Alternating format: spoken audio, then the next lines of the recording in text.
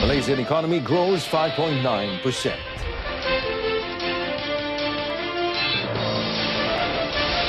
Public warned against spreading images of lawnmower tragedy.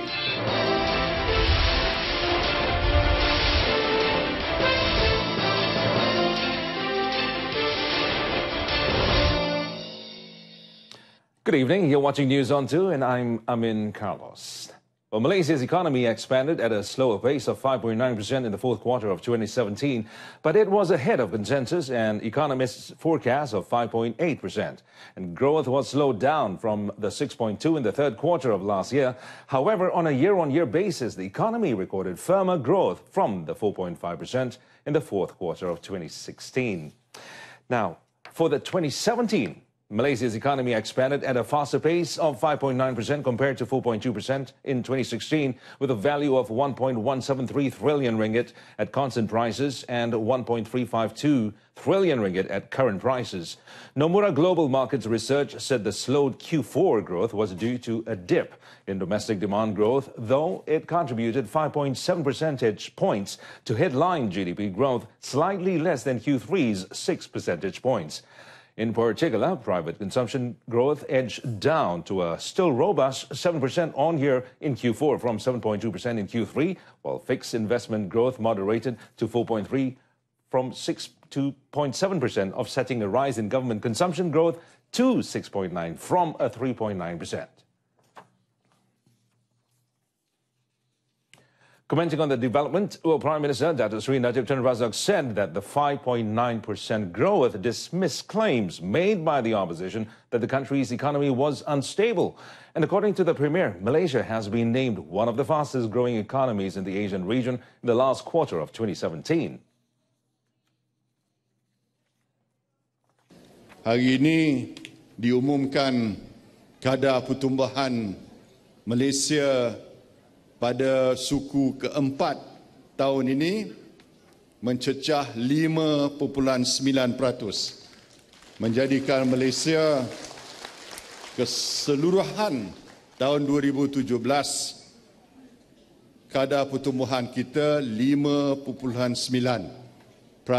antara yang tertinggi di dunia, tuan-tuan. Well, meanwhile, Bank Negara in its quarterly bulletin released today says Malaysia will continue to introduce new policies as new risks from external spillovers emerge in order to preserve macroeconomic and financial stability. Now, external spillovers would continue to affect emerging economies in ways that are both expected and unexpected. And according to Bank Negara, the state of ongoing uncertainties within global policies, economic, political and financial market developments will lead to periods of heightened volatility. Now, in such a case, it is important for emerging economies to recognize their autonomy in the conduct of policies to address issues that are unique to domestic environment. And policies can no longer be constrained to conventional tenets of policy making, but instead, new and untested strategies should be considered. The central bank added that Malaysia implemented a policy strategy that focused mainly on financial market development, but included bold market correcting and prudential measures to deal with the country's unique challenges.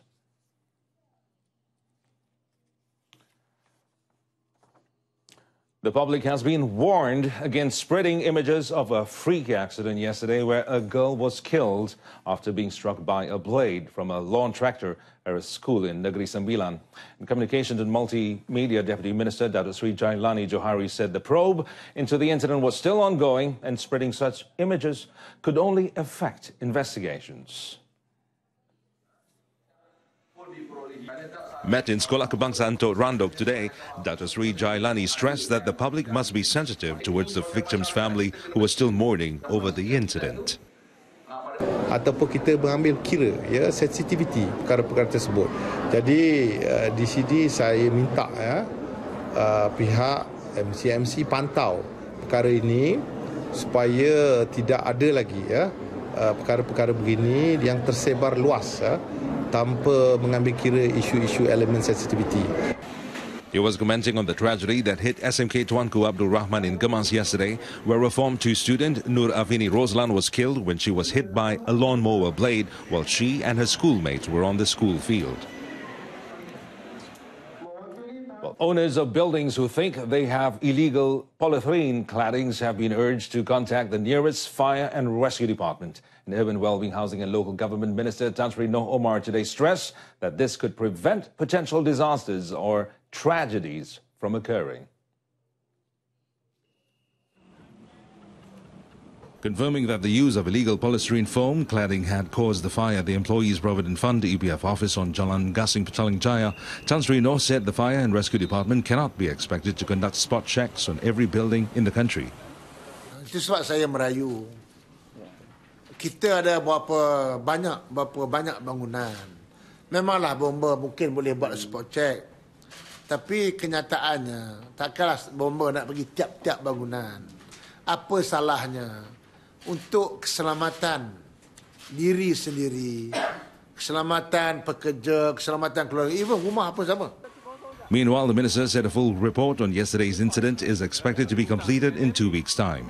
The fire, which occurred at the EPF office in Jalan Gasing, Petaling Jaya, only damaged 5% of the building's exterior. A factory canteen worker was charged in the Taiping Sessions Court today with abusing his 6-month-old daughter. Muhammad Amirul Aznil Matpandir, 21, however, pleaded not guilty to the charge before Judge Cik Nora Lashikin Abdul Razak. Now, the father of 2 was charged with abusing Nur Keira, causing the girl to suffer brain hemorrhage in Kampung Paya Baru, Kemunting at about 3 p.m. last February 2nd.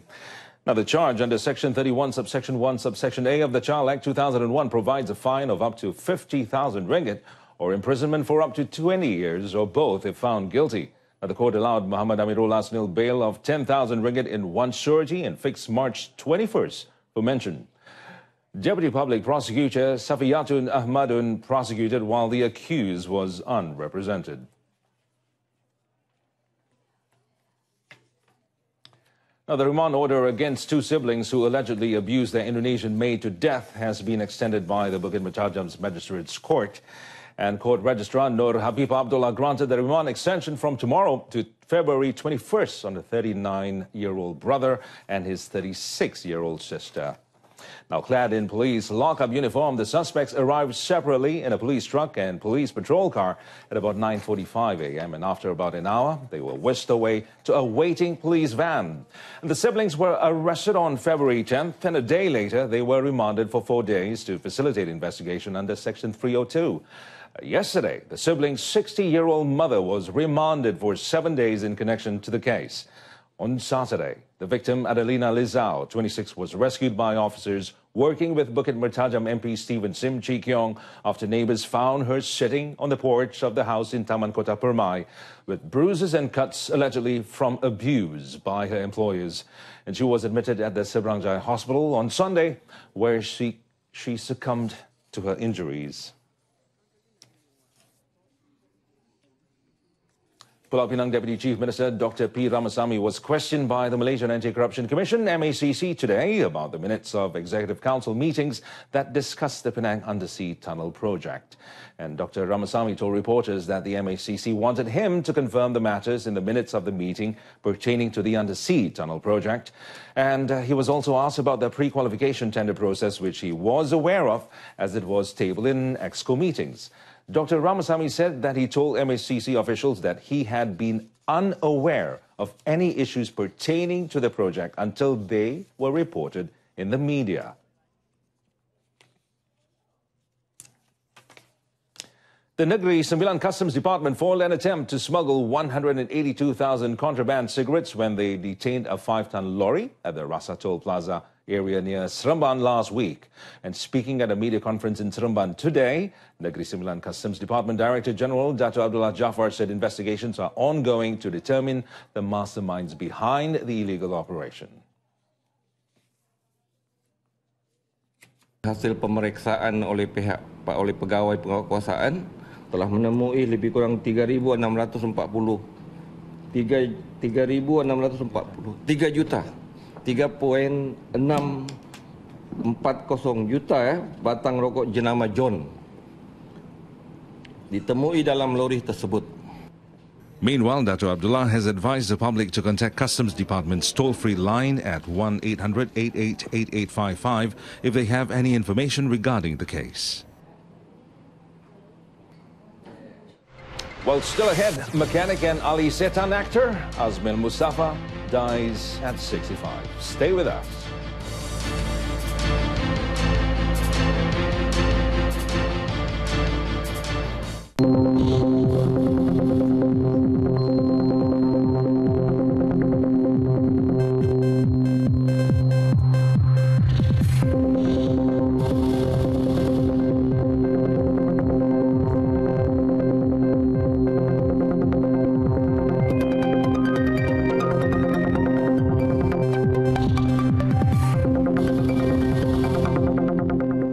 The Ministry of Finance, MOF, has started to implement the National Regulatory Sandbox initiative, which involves the creation of a brainstorming group from regulators and selected industry players to enable innovators to test their solutions or products in a conducive environment.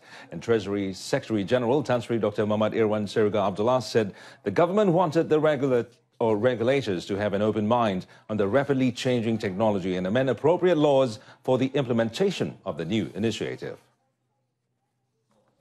And we can have more. Tan Sri Irwan said for investors and young entrepreneurs as well as startup companies to start business, regulations or business rules must be appropriate and conducive for them to operate. There are many innovation. Every day people are innovating, you know. So it's not about innovation. There are many innovation. But what about the companies coming into the country, the young entrepreneurs? We want 1,000, 2,000, young entrepreneurs. Their ideas translated into business venture. That's important. He told reporters after launching the National Regulatory Sandbox initiative in Putrajaya today. Tan Sri Dr. Irwan, who is also chairman of the National Regulatory Sandbox Task Force, said the initiative would enable Malaysia to compete with other developed countries and attract foreign and domestic investors to invest in Malaysia. But traders in Terengganu are warned not to cheat the public during the enforcement of the price control scheme this Chinese New Year. The State Domestic Trade, Cooperatives and Consumerism Ministry KPDNKK Director Shahruddin Mohammad Kia, who made the statement, noted that this include failing to use the pink price tag on control items and tampering with weighing scales. Speaking after conducting a joint operation in conjunction with the festive season's price control scheme, Shahruddin added that those who fail to comply with the scheme will be slapped with a hefty fine and their goods may be seized. Usaha ataupun program yang kita laksanakan hari ini sebenarnya kita nak bagikan kesedaran sebenarnya. Kesedaran terutama kepada peniaga supaya mereka dapat melaksanakan perniagaan secara beretika dan memastikan supaya berlaku suasana yang kondusif antara peniaga dan juga pengguna. Itu antara hasrat kita pada hari ini.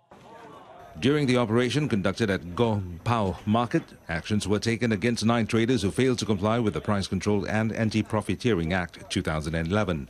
The joint operation involves 11 agencies, including the Police, Malaysian Civil Defence Force, Federal Agricultural Marketing Authority and the Health Department.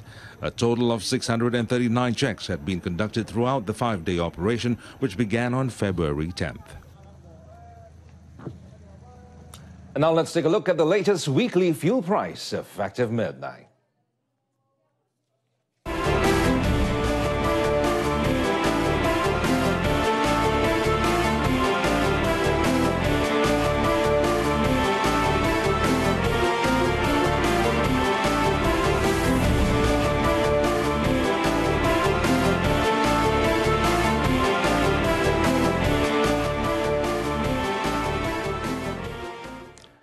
Osmel Mustafa, who was best known in the 1980s as the lead actor in films like Ali Setan and Mechanic, passed away at 1 p.m. today, and he was 65.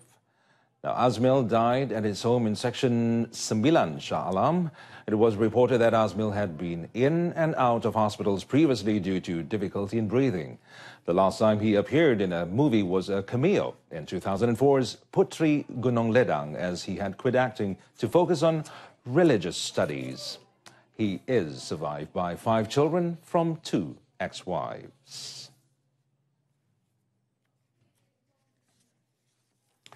Well, a couple and their baby were killed while another passenger was seriously injured when the car they were traveling in collided with a garbage truck in Kedah today.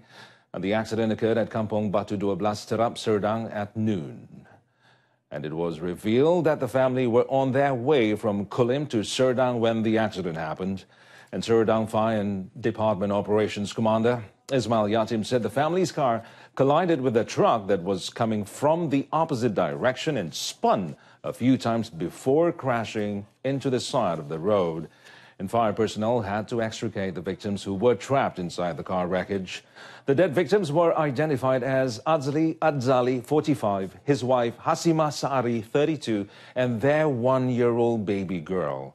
The injured victim is the grandfather of the baby, and all victims were brought to Kulim Hospital. Of the national under-23 goalkeeper Ahmad Shahyan Hazmi Mohammed, who failed a doping test during the 2018 AFC under-23 championships in Jiangsu, China, was tested on Monday. And Football Association of Malaysia FAM Secretary General Dato' Hamidin Muhammad Amin, in a press statement today, confirmed the matter as Ahmad Shahyan had requested for the B sample to be tested. Dato' Hamidin said the Asian Football Confederation, AFC, would take further action after receiving the official B sample test result. But for now, Ahmad Shahyan will not be allowed to play with the Negeri Sembilan team during the 60-day suspension period. The AFC Disciplinary and Ethics Committee had ruled that Ahmad Shahyan was guilty of violating Article 6 of the AFC anti-doping regulations and was subjected to a temporary suspension of 60 days from participating in all football-related activities, including domestic, friendly and official matches. And with that, we end this evening's edition of News On 2. In our top story, Malaysia's economy expanded 5.9% last quarter on strong spending. News On 2 will be back at 12:30 tomorrow afternoon. Till then, I'm Carlos. Thanks for watching and hope you have a pleasant evening.